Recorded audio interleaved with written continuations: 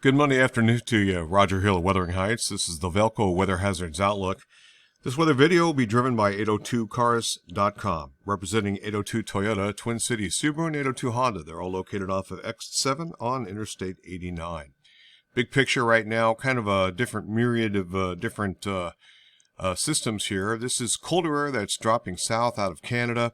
We got a kind of a frontal system. You can see it's pretty evident there where the precipitation is. The leading edge portion of this part is showing up some rain. And currently we have a few little convective showers here and there. One or two actually produced a couple lightning strikes, and there could be a couple lightning strikes yet to move on through. I'm not including it in the forecast. It's just too weak and too sparse to even worry about at this point. But again, a few showers today. Overall, a rather busy weather pattern, as I'll show you ahead with the storms that'll be moving in, and we do have some more wet snow around the corner. We'll be having heads up on that over time here, starting this afternoon, and then twice daily tomorrow and beyond. And with this trough of lower pressure, you can see here, temperatures are much colder, and that colder air is going to be sagging south, a little bit out of season, a little bit late season here.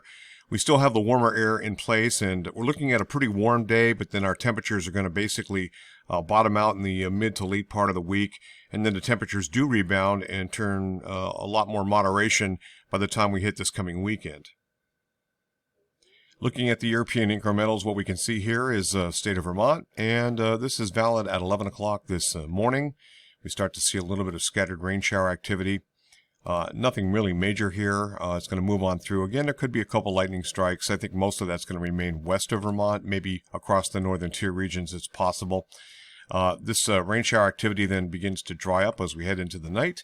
This is our main weather system showing you where the snow in the back end, rain on the front end, and this frontal boundary is going to be approaching the region and swing through, and that arrives during the day tomorrow. So this is tonight. This is valid at 8 o'clock in the morning on Tuesday. And you can see that that's beginning to work into the state. Comes in a little sparse. We're not looking at a heck of a lot here. Just a little bit of passing rain shower activity during the mostly morning, like late morning through about mid-afternoon. And then the weather system pushes away. The tail end of this system is what we call the baroclinic zone. Now, when you have warmer temperatures next to each other, next to colder temperatures, we're going to spin something up here. And indeed, this is what takes place.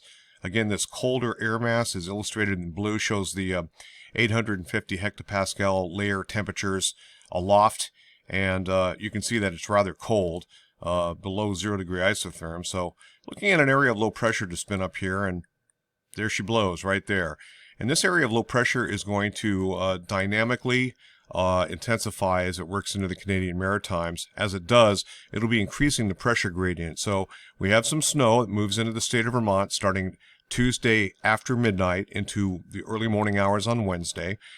This is part of a warm front, and what ends up happening is the warmer air will begin to push north as this area of low pressure and this counterclockwise circulation begins to develop. That's going to push this north, and we're going to see lingering snow, and yes, it will be wet, but it looks like basically somewhere around a dusting to a couple of inches on Wednesday, Tuesday night and into Wednesday, and then a little bit more of an increase thereafter, and that's what I'm more concerned about. So we see that warm front again affecting the northern tier regions. This is valid about 2 o'clock in the afternoon on Wednesday. Here's our center of our lower pressure. It's a little bit of an oddball because it's going to track across New England rather than off the coast. That could change. The tendency is for these to track more closer to the coastline or even off the coast. But this area of low pressure now at 995, 993, you can see that the snow is a little bit more intense. This is kind of like an inland nor'easter, kind of a Miller B kind of setup. But the pressure gradient will be tightening up, and this is going to cause some pretty good northwesterly winds to blow in, mostly after about mid-morning on Thursday. And you can kind of see that right here, 976 now. That's a pretty deep area of low pressure at this point, crossing through New Brunswick. And then it pulls away, and that's the end of that. As that area of low pressure begins to pull away, it looks like it starts to stall out. Again, some blocking, some high latitude blocking north into Greenland. So that storm is kind of sitting and spinning.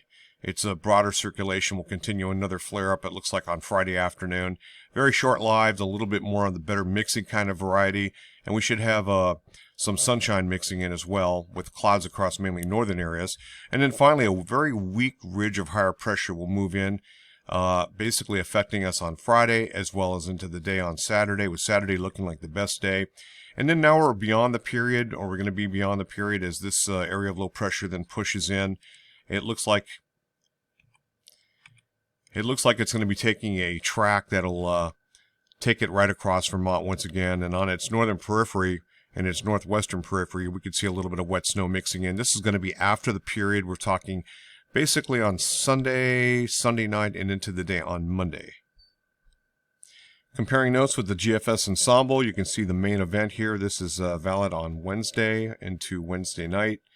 And then on Thursday, we kind of taper it all off. A little bit of drier weather for this Saturday, Friday into Saturday, and then that next weather system pushing on in.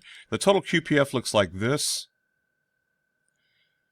So we're talking more under 1 inch. This is not as juiced up as the last go around, the last storm, which is more like 1.3 to 1.5 inches. So a little bit taken off, but it's good moisture. We could definitely use it for our groundwater tables and whatnot. We're starting to catch up in precip, and let's take a look at that. Weather Prediction Center, total precipitation a little bit healthier in the state of Vermont. You can see more centered on the mountains and also the White Mountains and whatnot. These are the 2-inch amounts here, 1-inch amounts, half an inch, and so forth. Looking at the temperatures, you can see here that the colder air is kind of more or less interior parts of North America into even the Gulf Coast. We're right on the edge of a little bit of a warm up here. That's going to be moving on out as things are still in flux, and the jet stream is going to be pushing in from basically northwest to southeast over time. There's our 2-meter temperatures. As you can see, the dip basically for the middle part of the week. Here's how dew points look. Not a whole lot of difference there. And then at 850 hectopascals, that level of the atmosphere slice is roughly about the top of Mount Mansfield. And you can see that anything below the 0-degree isotherm is good enough for snow all the way to the valley floors. And once again, looking at precipitation type, this is our snow area mixed in with a little bit of rain on the front side, a little bit of rain on the back side. Weather Prediction Center's MOS, or Meteorological Output Statistics, for the next 5 afternoons. These are high temperatures only.